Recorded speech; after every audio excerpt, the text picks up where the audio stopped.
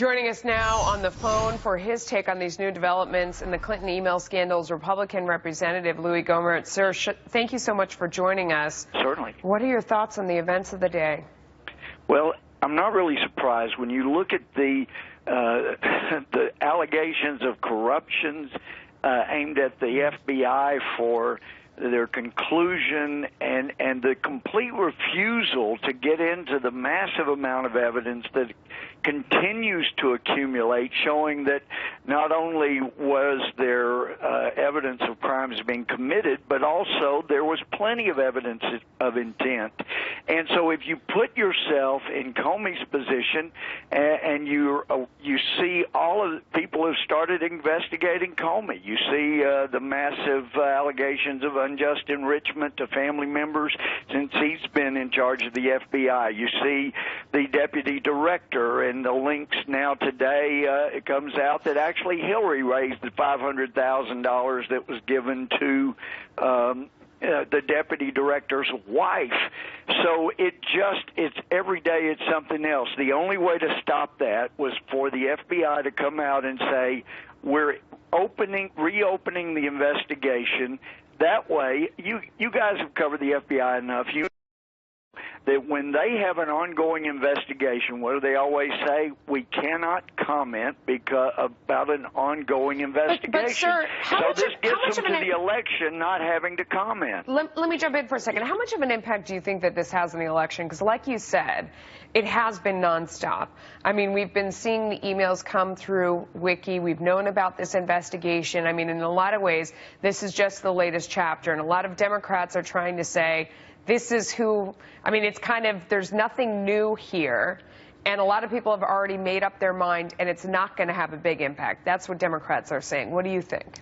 Well, I think that there are some people that are still making up their minds. They're torn between what they believe are two deeply flawed candidates, and hopefully they will wake up and see, regardless of whether or not one is foul-mouthed, the other is sold off the country in what we used to call treason. If we look at the way in which the Uranium One sale took place and the rewards from the stockholders to the Clinton initiative and on and on and on.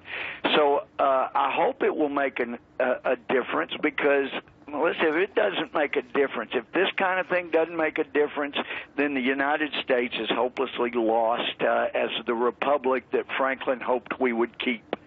So I hope people will wake up. Yeah. But listen, one other thing on the evidence of intent that Comey said he couldn't find.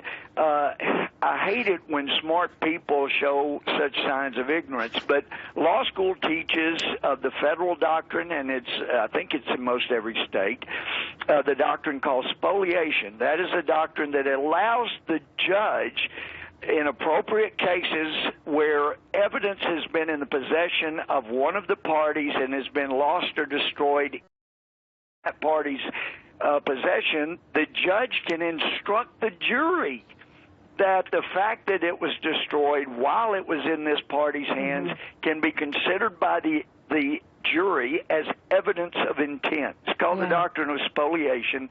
And, you know, as other FBI agents, I'm sure, mentioned that to Comey, he had to feel a little bit embarrassed that he showed such ignorance when he dropped the case. I mean, we've seen a lot of other evidence come to light. I mean, when you look through what has been exposed through even the WikiLeaks emails, where you see evidence of a cover-up after the fact, when there's a discussion over the emails, it's been demanded that they be turned over, and you see the discussion back and forth in writing, you know, where they say, should we just turn over this? What can we do here? Yep. Does any of that come in, given the way that those emails came to light? I mean, you have people on the left that are implicated saying that we don't know where they came from. They could be doctored. They could be made up. We don't know that they're authentic. Can any of that come in?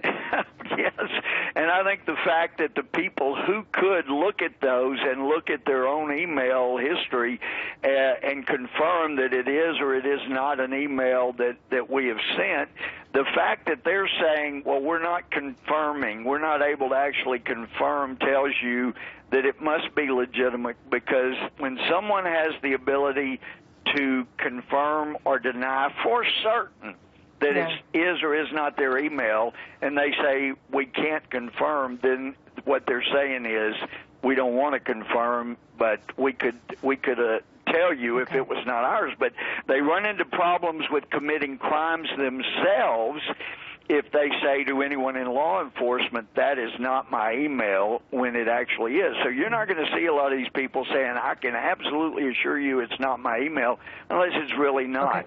The fact that they're not saying that, yes, is evidence, that's indication that it is their email. We'll They see what can't happens deny it. from here. We've only got 11 days to go. Congressman, Well, can I just ask you, this year, they will never indict her as long as she doesn't say bad things about Obama. Congressman, I just have to ask one question, which I promised the viewers I would ask when you were on.